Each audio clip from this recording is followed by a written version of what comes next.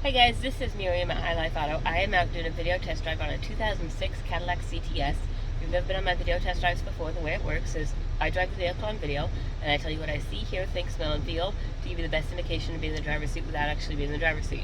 I'm not a mechanic, and this is not meant to be a 182-point inspection. Rather, this is meant to be a sneak peek into how the vehicle drives and any potential issues I notice as we're going along. So we'll take a look around the vehicle, we'll take a look under the hood, and then we'll go for a drive. Matt drove this one up at the auction. He said it drove absolutely excellent. And I drove it down to the treasurer's office, but that's about it. So we're gonna go drive it a little bit more and find out what we've got. All right, 06 Cadillac CTS black. On this side anyways, looks like it's got an excellent body.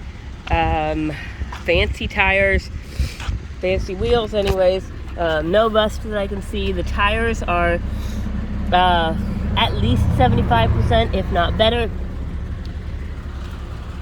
No rust on the rockers, no rust on the wheel wells. The front tires are just as good as the back tires. Again, at least 75%. I mean, they might be closer to 85 or 90. The back looks really good. No major scratches, dents, dings, rust, anything like that. Interior looks like it's been detailed. It's in good condition, no major rips or tears. We've got some regular wearing on these front seats. The driver's side is a little bit worse than the other seats, but outside of normal wear and tear, it's pretty good on the interior as well. The good thing about this Cadillac is that Cadillac finally discovered that the North Star engine was no good. So this one is not a North Star. So if you know anything about Cadillacs, you know that that's a good thing. North Stars were great motors until they overheated, and then they weren't. So this is not the North Star. Motor sounds really good. It's a 2.8 V6 VVT. Motor sounds good. Excuse all my sniffling and coughing and stuff. It's allergy season. I'm stuck with them. Okay. Whew. The AC is cold in here. That's good. Okay, up here on the dash, we have 177,000 miles. I just put some gas in. We do have a traction control light and an ABS light. Looks like the previous owner tried to put tape over there to hide the traction control light, but they didn't do a very good job.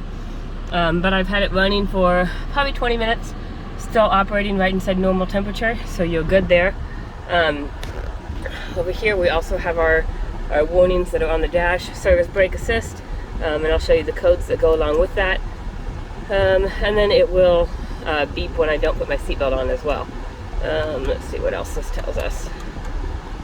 69 miles. Okay, 87% engine oil life left. I think there was batteries okay. 64% trans fluid life left. So that's all good. Radio, let's see if we can figure out the radio. Radio works. Down here, like I said, the air conditioning is on and it works well. It's not super hot out today anyways, but it does work. Passenger side window works. Rear passenger side window works. Rear driver's side window works. And the driver's side window works. Over here is this big old monstrous computer because I can't find the other one. I've got the ABS codes pulled up here. So you've got a right rear wheel speed sensor circuit fault, brake switch circuit low, 278 an undocumented code. I don't know what that means, but look that one up. Otherwise, the brake switch circuit low, I don't know what that one is, but the right rear wheel speed sensor, that's pretty typical on, you'll get an ABS light, a traction control light, and most of the time you'll get a brake light as well. Your wheel speed sensors are connected to your wheel bearings, and then they feed in through like your CV axle and all of that stuff. So it's very easy for those speed sensors to become disconnected or clamped, and so then they won't read. Probably 95% of people never replace them because they're just a a stupid sensor. Sometimes when you get into all-wheel drive cars, they can get where they kind of mess with the computer a little bit, but this one's not all-wheel drive, so you don't have to worry about that. But some people don't like the light on and they replace it. It's probably just a simple wheel bearing replace. Most of the time, since the speed sensor is connected to the wheel bearing. So, but there's also a chance too that it's just unplugged and you just plug it back in there and call it good. The other two sensors, just take a look at, Google them and find out what they mean. And you can kind of see what that means for you, if it's something you want to mess with or if it's just a dumb technology thing. I'm going to put my seatbelt on so the car doesn't beep at me during our entire trip.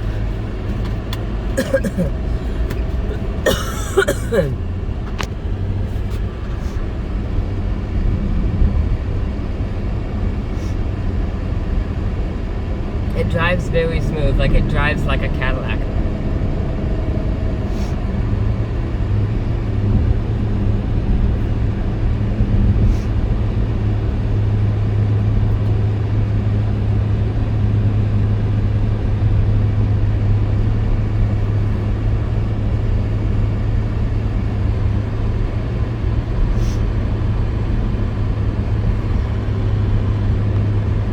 Good power going up this hill. I don't hear any suspension noise.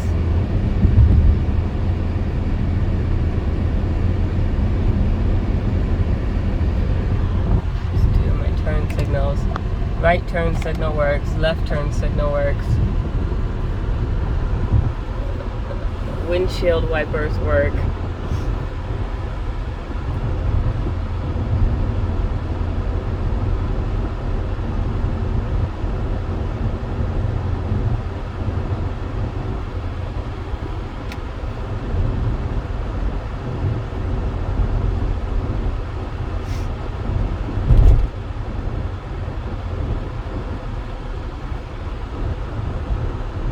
Brakes are good and solid, no grinding or vibration, no pulling, nothing like that. When we get flipped around here and away from cars, I'll check my cruise and my horn.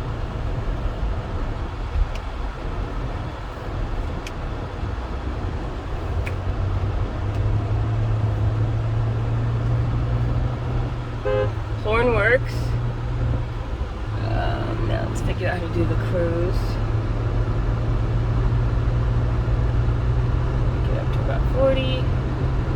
And cruise might not engage. So I've got nothing on the dash that indicates cruise is on, and I'm not holding my speed. So that means either this button over here is malfunctioning, or the cruise is not working, which sometimes is a side effect of the wheel speed sensor. Sometimes, and I said those wheel speed sensors sometimes mess with things. What those wheel speed sensors do is they tell your car how fast you're going. They tell your computer how fast you're going. So sometimes, if it's not getting input from all four tires, it will, I don't know, assume you're flying or something, and it won't engage the cruise. I'm not absolutely 100% certain that's the case. I'm just saying sometimes in the past I have seen that. But for the purposes of this, I am saying the cruise does not engage. So, other than the cruise not engaging, it seems to run and drive very well. I don't see any other issues. Air conditioning works, radio works. There's the ABS lights and stuff that you should check out, but there's no check engine lights on there or anything. It is the good motor, it's not the North Star motor. So if you have any questions, hit me up. You can just check my description and see if anything has been updated. Otherwise, you can call me or text me on my cell phone or find me on Facebook Messenger. My cell phone is 309-267-7200, and I will try and get those questions answered for you. Thanks, guys.